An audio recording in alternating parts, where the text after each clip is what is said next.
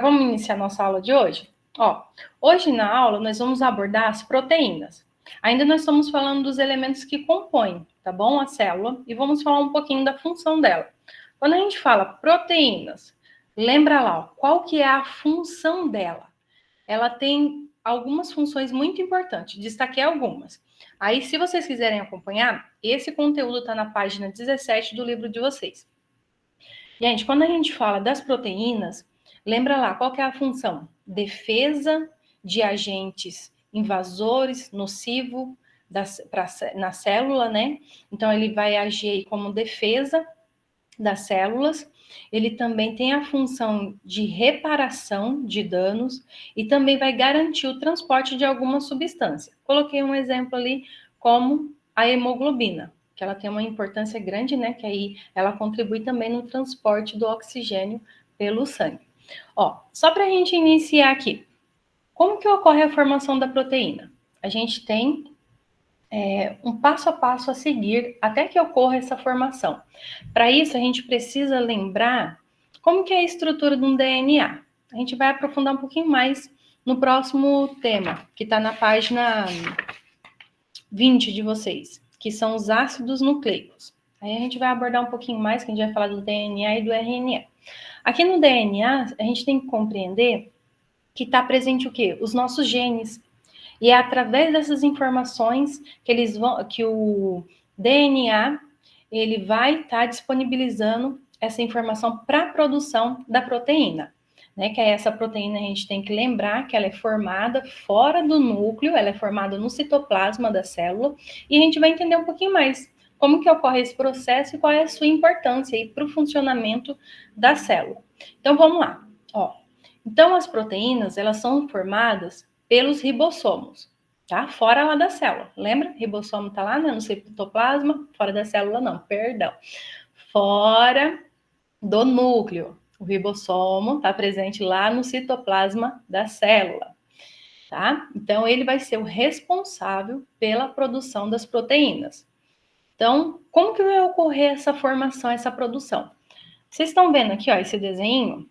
Esse esquema ele está representando claramente como que ocorre esse processo das proteínas. Nós temos a fita, né, dupla de DNA, lembra lá, guanina, citosina, né, que são as bases nitrogenadas do DNA. Aí o que vai acontecer? Nós temos uma proteína chamada RNA polimerase. Ele vai ter uma função de abrir a fita do DNA, ele abre a fita e ao mesmo tempo que ele faz essa abertura, ele já começa a construir uma fita molde a esse DNA. Aí o que vai acontecer? A formação do RNA mensageiro. Feita essa formação dessa fita molde, que a gente fala que é o RNA mensageiro, o que vai acontecer? Esse RNA ele vai ter que sair do núcleo da célula e ele vai ter que ir para o citoplasma. Por que ele tem que sair? Porque lá no citoplasma a gente consegue encontrar os ribossomos. Os ribossomos, eles vão fazer a leitura dessa fita de RNA mensageiro. Quando ele faz essa leitura, o que vai acontecer? Ele vai conseguir fazer a leitura dos códons e assim ele vai conseguir produzir os aminoácidos, tá? Que é muito importante aí. Então, feito essa leitura do RNA mensageiro pelo ribossomo, ele vai ler vai formar, vários aminoácidos. A estrutura dos aminoácidos, elas são circulares. Então, ele vai produzindo e esses aminoácidos vão se unindo, tipo uma bolinha na outra, né? Assim, tentando falar de forma mais simples. A união desses aminoácidos, eles vão formar as proteínas, tá? Então, se a gente for ver, para tudo, a gente precisa que ocorra a formação da proteína. Vamos supor, se eu quero que um músculo ele funcione corretamente, que ele se mexa, preciso de formação da proteína, tá? É um exemplo. Características nossas que estão presentes ali no DNA, para ela ser expressada, fenotipicamente, também tem essa necessidade, ok? Se vocês tiverem alguma dúvida, fiquem à vontade, liguem o microfone e podem fazer os questionamentos. tá? Ó, destaquei algumas informações muito importantes referente à proteína. Elas, existem no total ali 20 tipos de aminoácidos, que a gente pode dividir ela em dois grupos. Nós temos os aminoácidos essenciais e os não essenciais. Os essenciais a gente consegue obter através de dieta, da nossa alimentação. Já os não essenciais, o nosso organismo ele produz, tá? E outra característica também para a gente destacar aqui, as diferentes níveis de organização estrutural das proteínas. Então, elas são organizadas como primária, secundária, terciária e quaternária, tá? A primária, ela apresenta uma sequência de aminoácidos, uma única sequência. Já a secundária, ela tem a estrutura que se enrola nela mesmo. Lembra que eu falei que os aminoácidos, imagine lá, várias bolinhas, uma pertinho da outra, a união de várias bolinhas. Então, imagine que esses seriam os aminoácidos, né? Então, a organização, o jeito que eles se organizam, vai dar origem a uma proteína, tá? Então, continuando aqui, ó, na secundária, o que vai acontecer? Esses aminoácidos, eles vão se enrolar, né, entre eles ali, e vão ficar mais condensados. Condensados é quando algo se expande, ok? Já quando a gente fala da organização terciária, ela forma mais, é uma forma que é mais enrolada ainda e mais condensada. Então ela vai ser um pouquinho assim, podemos dizer, fisicamente, né, maior que a organização secundária. Já a quaternária é formada por duas ou mais proteínas, tá? E também, outra coisa que a gente pode deixar aqui destacado são as classificações das proteínas, conforme os componentes. Então, nós temos a classificação simples e conjugadas. A simples é quando ela é formada por apenas um único aminoácido, tá? Já a conjugadas, o que vai acontecer? Ela é formada por vários aminoácidos. O próprio nome diz, né? É bem interessante a gente começar a aprender a ler e compreender o que tá escrito, para a gente conseguir entender o que a determinada palavra quer dizer, né? Principalmente na biologia, né? Quando a gente fala assim, um exemplo, biologia, bio, né? Ologia, que é o estudo da vida, né? Então, esse é o significado, né, do nome biologia. Então, ó, quando a gente fala aqui, ó, da classificação das proteínas, conforme os componentes dela, então, você observa que a classificação simples, você imagina ali que ela é composta por um único aminoácido. Conjugadas, ó, conjugadas, sinal que tem mais de um aminoácido aí, né, nessa composição. Então, são vários aminoácidos aí presentes, e além dos aminoácidos, ainda é presente alguns compostos químicos, tá? E a classificação das proteínas, conforme as suas funções, tá? Então, nós temos aí as proteínas que elas são classificadas como transportadoras, tá? E temos também as nutritivas, estruturais e de defesa. Então, o nome já diz, né? Transportadora. Vai transportar principalmente o íons e as moléculas. Nutritiva, ela vai servir aí como reserva de energia. Estrutural, ela vai dar mais firmeza e também vai conferir mais proteção para a célula. Defesa, ela vai agir como um agente que vai defender essas células, principalmente dos agentes nocivos, né, que podem estar aí causando danos à célula, tá? Aí eu tenho um vídeo aqui bem legal que mostra o processo todinho. Lembra lá, onde que a gente consegue encontrar a informação para produzir a proteína que o nosso corpo precisa? Está no nosso DNA, dentro do núcleo da célula. Aí eu quero que vocês visualizem isso, tá? Nesse vídeo. Aí vai mostrar o núcleo, mostrar o DNA, mostrar a RNA polimerase, fazendo a abertura desse DNA, fazendo a fita molde desse DNA, que é o RNA mensageiro, E mostra todo esse processo, esse RNA mensageiro saindo do núcleo, indo para o citoplasma, o ribossomo fazendo a leitura, sendo produzidos os aminoácidos e assim formado as proteínas. Eu quero que vocês visualizem, tá? Todas essas informações nesse vídeo. Se ficar com dúvida, a gente para, podemos tirar essas dúvidas, tá? Vou colocar aqui o vídeo para rodar.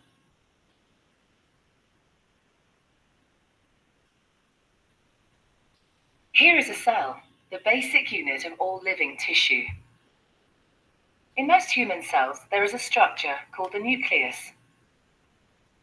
The nucleus contains the genome. In humans, the genome is split between 23 pairs of chromosomes. Each chromosome contains a long strand of DNA, tightly packaged around proteins called histones.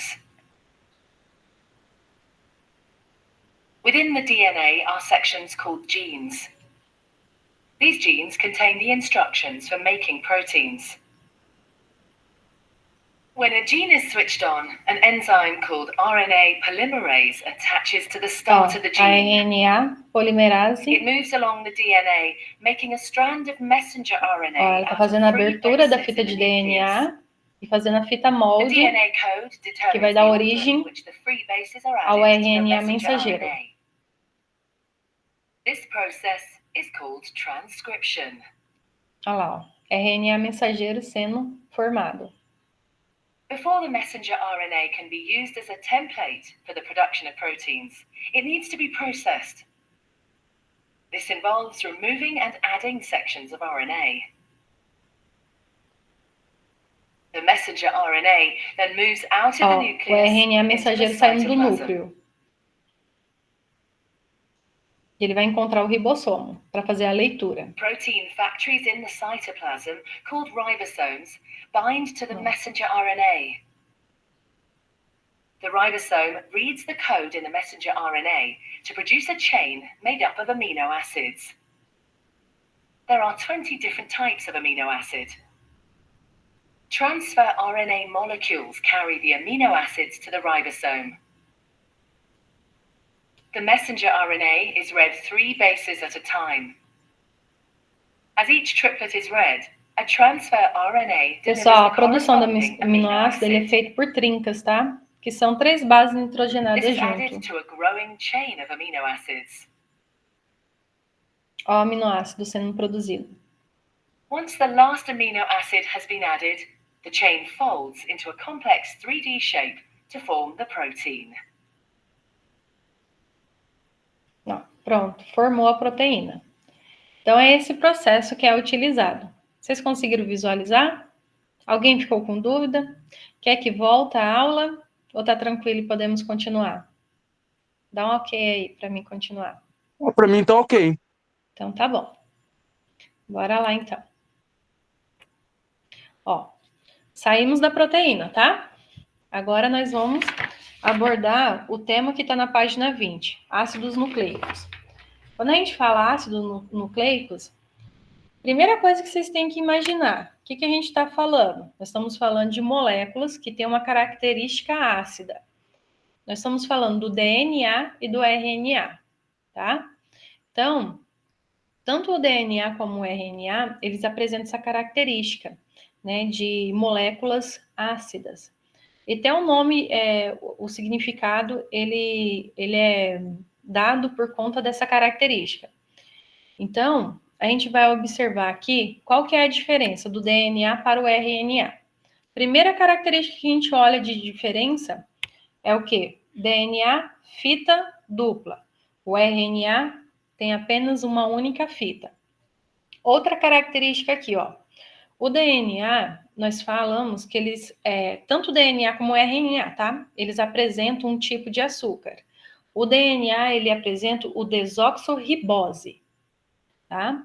A composição dele, ó, é o carbono, né, mais água. Então, o que nós vamos ter aqui? H10O4. Qual que é a diferença? Se você observar aqui, ó, para o DNA, que também apresenta um tipo de açúcar, mas só que o nome é ribose, se a gente for ver a estrutura dela, a composição química, das duas é igual. A única diferença que vai ter de uma para outra, dá uma olhadinha aqui, ó, na letra O. Aqui nós vamos ter 4 oxigênio e aqui no RNA nós vamos ter 5, tá? Então, essa é a diferença. O que significa essa diferença de um para outra? Quando a gente tem um oxigênio a menos, aqui no DNA, ele vai conferir uma estabilidade maior para a estrutura desse DNA, ok? Outras diferenças que a gente pode observar são as bases nitrogenadas. Lembra lá, o DNA ele é composto pela adenina, que vai se ligar à timina. Nós temos também as bases citosina, que ligam com a guanina, como mostra aqui, né? Ó, o exemplo, tá? Já no RNA, nós vamos ter a adenina, nós vamos ter a citosina e a guanina, que são as bases que estão presentes também no DNA. A diferença vai ser na timina. O DNA tem a timina, já no RNA, no lugar da timina, nós temos a uracila, tá? Então, se a gente for ver a estrutura, eu ia falar física, eu tô com a cabeça em física. Se a gente for ver a estrutura química, né, do DNA e da ligação das bases nitrogenadas, da estrutura toda do DNA, a gente vai observar que ele é formado por fosfato, ele é formado também por pentose. A pentose são os tipos, né, de açúcar que a gente observou aqui, né, ó. RNA é formado pela ribose, o DNA pela desoxirribose. E temos as bases nitrogenadas, que a gente viu aqui, né, que é a adenina, a timina, a citosina, a guanina, e no RNA, a adenina também, a uracila, a citosina e a guanina, tá? Então, essas são as diferenças aí. Então, vocês têm que pensar, quando a gente fala ácidos nucleicos, que são componentes orgânicos, o que vocês têm que imaginar? Estamos falando do DNA do RNA. Aí vocês começam a visualizar as características que diferenciam o DNA para o RNA, ok? Tranquilo até aqui? Bora continuar, que a gente tem alguns exercícios da apostila, que como a gente tinha comentado na última aula, vamos tentar finalizar esse conteúdo para a gente estar abordando. Eu não sei se vocês já tiveram a oportunidade, já tiveram tempo de estar realizando aí essas atividades que servem aí como um teste, né, para testar o conhecimento de vocês referente a esse conteúdo. Eu coloquei os 5 exercícios, não sei se vai dar tempo. Já temos 23 minutos, né, de aula, mas vamos tentar aqui, vamos ver o que a gente consegue abordar. Ó, tirei foto. Por que eu fiz isso? Porque tem muitos alunos que ainda não têm a apostila, tá? Mas aí quem tiver, acompanha aí na apostila de vocês. Então, se a gente for observar aqui na alternativa 1, que a gente vai responder, o que está questionando? Vamos ler, ó. O colesterol é um dos lipídios encontrados no corpo humano, bastante conhecido, devido à sua associação com doenças cardiovasculares. Apresenta ainda diversas funções importantes ao organismo. Sobre essa molécula, é correto afirmar. Então, a gente vai descrever aí o que é as características que é compatível para o lipídio. E ele vai destacando. Número 1, né, aqui, ó. Ela é a precursora dos hormônios sexuais, como exemplo, testosterona e o progesterona. Sim, né? A gente viu até agora no começo da aula, né? Fazendo aquela breve revisão. Então, pessoal, quando a gente fala que os hormônios sexuais eles são produzidos principalmente pela molécula lipídio, nós estamos falando dos hormônios sexuais masculino, testosterona e o progesterona. Então, se vocês estiverem com a apostila de vocês, podem marcar a alternativa 1. Deixa eu ver aqui se eu tenho um recurso aqui para estar marcando. Vou pegar a caneta aqui. Então, vocês podem marcar, tá?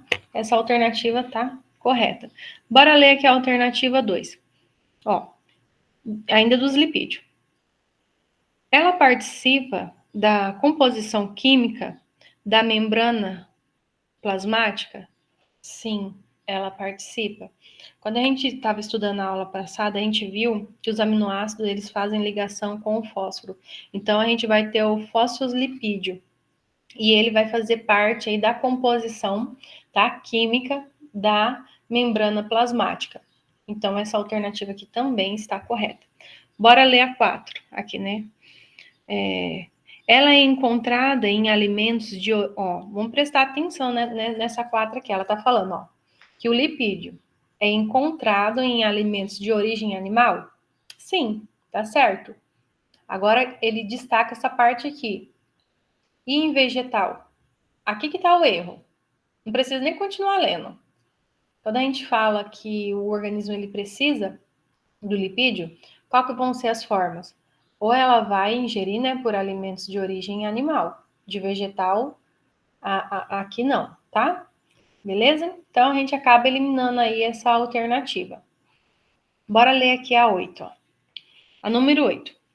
Ela é produzida no fígado, tá falando do lipídio, é produzido no fígado quando de origem endócrina. Quando a gente fala origem endócrina, é a origem no interior do organismo, tá? Então, significa que o lipídio, sim, ele é produzido pelo fígado, tá? No interior aí, ó, quando a gente fala essa... Ó, vamos aprender, né, buscar o significado das palavras. Endócrina, endógena, perdão, endógena. A palavra endógena significa que esse elemento, ele é produzido dentro do organismo, ok? Vamos ler a 16. Ela permite a formação de vitamina D e dos sais biliares? Sim. Lembra que uma das funções que a gente destacou lá da proteína é a formação da vitamina D e também dos sais biliares? Então, essa 16 aqui também está correta, tá? Então, marquem aí na apostila, ó. Alternativa 1, 2, 4 não está correta. Vamos até riscar aqui, né, ó. Incorreta. A 8, tá? Correta. E a 16, tá? Vocês têm alguma dúvida referente a essa questão? Pode falar. Ou não? Não. Tá. Então, vamos lá. Vamos ver aqui a alternativa 2. Essa alternativa 2 está dizendo assim: osmose é um processo espontâneo que ocorre em todos os organismos vivos e é essencial à manutenção da vida.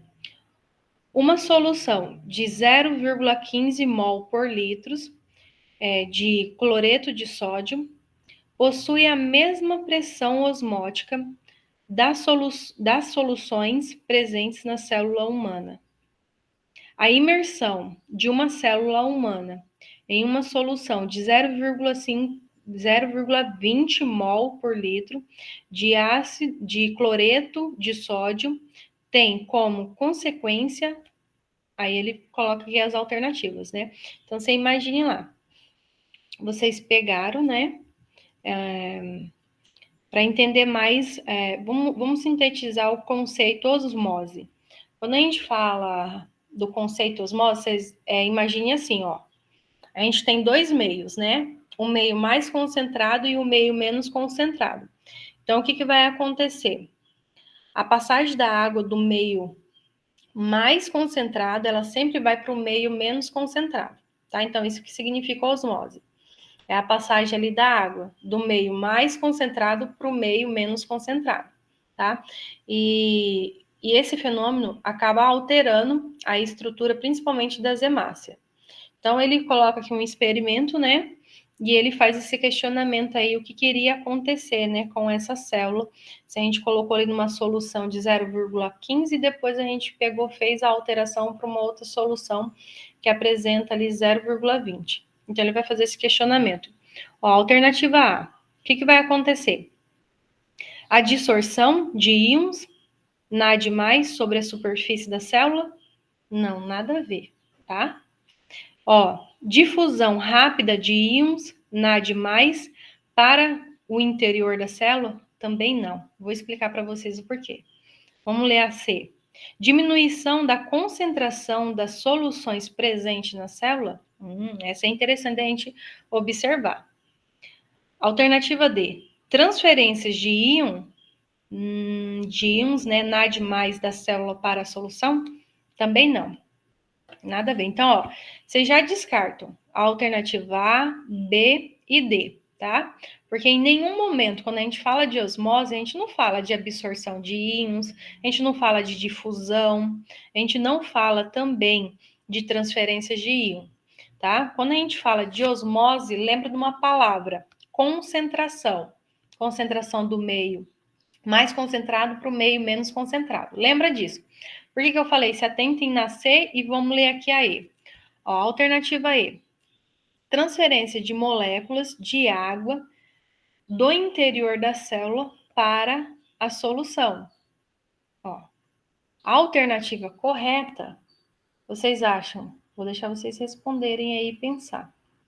É a C ou é a alternativa E? Pode colocar aí nos comentários que eu vou observar aqui. O que vocês vão comentar? Coloca aí. Alternativa C, diminuição da concentração da célula presente, né, das soluções presentes na célula, ou vai ocorrer uma transferência de moléculas de água do interior, de dentro da célula, para a solução. Deixa eu ver aqui os comentários, bora ver o que o pessoal está comentando. C, E, bora ver. Tá. Pessoal, o que vai acontecer? Olha, a maioria acertando, hein? Isso aí. Pessoal, a alternativa correta vai ser a alternativa E, tá? Quando ocorre esse procedimento, né, que a gente tira de uma solução menos concentrada, na onde ali a célula elas vão apresentar, né, a concentração é igual e você aumenta essa concentração, o que vai acontecer? A transferência de moléculas de água do interior da célula para a solução, tá? Então, aí vocês lembram, ó, osmose é a passagem da água do meio, que ele é mais concentrado, para o meio menos concentrado. E é isso que acontece na célula, tá? Deixa eu voltar só um slide aqui, só para vocês entenderem o que eu estou querendo falar. Ó, aqui nessa imagem, ó, nós temos hemácias. Aqui. Olha a primeira, não parece que foi esmagada? Olha a segunda, bonitinha, inteira. Olha a terceira, parece que estourou, de tanto líquido que foi colocado nela, né? Então, se vocês pensar aqui, ó, o que aconteceu com essas hemácias? Elas estavam no meio, onde que a concentração de fora era menor. Então, a água que estava dentro da célula acabou saindo. Por isso que ela tem esse aspecto, parece que foi amassada. Então, estava tendo um desequilíbrio ali.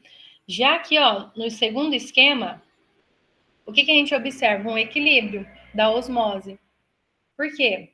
A mesma quantidade de soluto que está presente dentro da hemácia é a mesma quantidade que está fora. Então, está em equilíbrio. Aqui, ó, o que vai acontecer? A pressão, ela é bem maior. Aí, vocês, para deixar mais claro, pensa assim, ó, a concentração do meio maior para o meio, né, com menos concentração. Se na primeira a gente entendeu que o meio no qual ela estava, a concentração estava mais baixa, por isso que ela liberou água de dentro da hemácia, então aqui o que vai acontecer? Entrar água dentro da célula. Então a gente entende assim, ó, por que entrou água, né, dentro da célula, que a gente fala que é a solução hipotônica. Então, o meio de concentração dentro dessa hemácia, ela estava mais baixa. E o meio onde ela estava inserida, essa hemácia, estava num meio que a concentração era mais alta. Então, por isso que a água ela acaba entrando na célula e fica um excesso de água e acaba rompendo, né? Como mostra aqui na imagem. Bora voltar lá nos nossos exercícios. Bora lá. Vamos dar continuidade. Faltam 5 minutos, né, para a gente finalizar a aula. Bora responder essa 3. Aí, eu vou deixar meu WhatsApp lá para vocês. Se vocês quiserem entrar em contato, fiquem na liberdade, tá? Para fazer os questionamentos. E também não deixe esquecer de colocar a lista de presença para vocês assinarem, tá? Então, vamos lá. Vamos responder essa 3 aqui. Para entender as propriedades de membrana celular e o processo de osmose, um biólogo realizou o experimento descrito a seguir. Deixa eu ver, tá na alternativa correta. Uhum. 3 conjuntos de hemácias foram expostas a 3 diferentes soluções, conforme descrito abaixo. Ó, ele fez um experimento, 3 tipos de soluções. A solução A, B e a C. Vamos ler. A.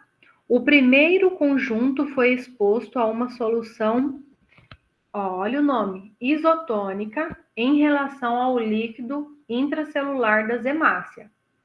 Eu vou deixar vocês falar a resposta dessa aqui para mim. Alternativa B, o experimento B, né? A solução B. O segundo conjunto foi exposto a uma solução hipotônica em relação ao líquido intracelular das hemácias. C. O terceiro conjunto foi exposto a uma solução hipertônica em relação ao líquido intracelular das hemácias. Aí ele pede para a gente assinalar a alternativa correta. Qual que é a alternativa correta? A. As hemácias mantêm sua forma e seu volume, pois são permeáveis à água. B. As hemácias mantêm sua forma e o seu volume somente quando exposta à solução hipertônica. C. As hemácias murcham quando expostas a uma solução isotônica. D. As hemácias incham quando exposta à solução hipotônica. E a E. As hemácias incham quando expostas à solução isotônica. Vou deixar vocês responderem rapidão. Bora ver se vocês conseguiram compreender a questão da explicação da osmose. Precisa ter esse conhecimento. Alternativa D, já me falaram aqui, alternativa D. Que mais? Vão falando aí. Identifica aí. Isso. Vamos lá, o pessoal tá mandando, né? Com muita veracidade aí. Outra resposta. Beleza. Ok.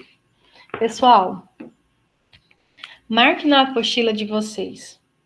A alternativa correta é a alternativa D. Aí eu vou falar para vocês por que não é A e por que não é a restante. Ó, a alternativa A está falando assim, as hemácias mantêm sua forma e o seu... Ó, só para a gente colocar aqui, ó. Quando as hemácias elas são submetidas a esses experimentos, ela não vai manter a sua forma. Vai ter alteração. Então, por isso que não é a alternativa A, tá? Só por isso. Vamos ver aqui a alternativa B. Ó, a alternativa B está falando para nós que as hemácias mantêm a sua forma e o seu volume somente quando exposta à solução hipertônica. Mentira, ela não vai manter a forma, tá? Porque quando a gente fala desse tipo aqui, ó, solução hipertônica, lembra lá, ó, nós temos uma célula e o que está entrando nessa célula? Está entrando água nela. Então, ela vai ficar estufada que vai chegar um momento que ela vai romper, tá? Então, por isso que não é a alternativa C. A D é a correta, né? Vamos ver aqui a alternativa E. O porquê, ó. As hemácias incham quando expostas à solução isotônica. Nunca que as células, as hemácias vão inchar. Quando a gente fala isotônica, é um equilíbrio, ó. A mesma concentração que está fora da hemácia é a mesma concentração que está dentro. Então, tradução, elas estão em equilíbrio. Ok? Bora finalizar aqui? Vou tirar aqui a aula. Vou voltar aí para vocês. Para a gente continuar conversando. Vou descartar aqui as anotações. Depois eu faço, tá, pessoal? Essas anotações novamente para vocês. E a gente vai tirando as dúvidas aí. Vou mandar aí no chat aí o link da lista de presença, tá? Aí vocês peguem, assinem, tomem cuidado na hora de assinar, tá? Se atentem ao preenchimento para preencher corretamente. ok? Para não ter nenhum problema aí. A data de hoje, tá? Hoje é dia 11/4. Deixa eu achar aqui para mandar para vocês. Vou copiar aqui o link.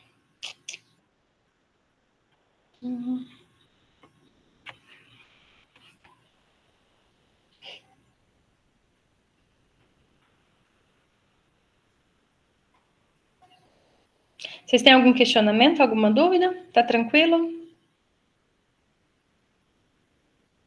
Tá?